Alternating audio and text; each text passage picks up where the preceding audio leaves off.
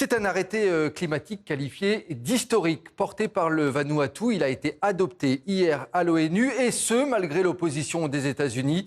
Cette résolution vise à renforcer la responsabilité des États et elle pourrait ouvrir la voie à des réparations pour les pays déjà frappés par les effets du dérèglement climatique. On voit cela avec Kristina Moleova. Le résultat du vote est le suivant. 141 voix pour, 8 contre, 28 abstentions. La boucle est enfin bouclée.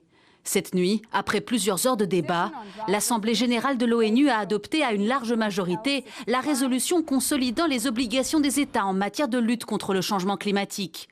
Une victoire pour le Vanuatu, à l'origine de ce texte, et qui milite depuis des années pour plus de justice climatique.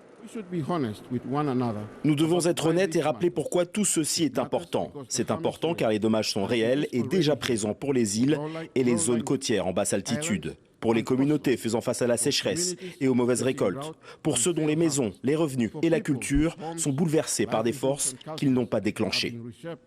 Ce petit État insulaire du Pacifique fait face depuis des décennies à une montée des eaux alarmante et à une recrudescence des catastrophes naturelles extrêmement violentes.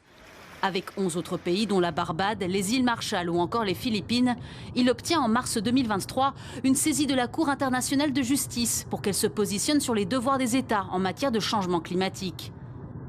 Après avoir auditionné plus d'une centaine de pays, la CIJ rend son verdict le 23 juillet 2025. Les États ont des obligations légales d'agir pour le climat, car sa préservation protège les droits humains et l'habitabilité de la planète. Une décision saluée par les représentants des territoires les plus menacés.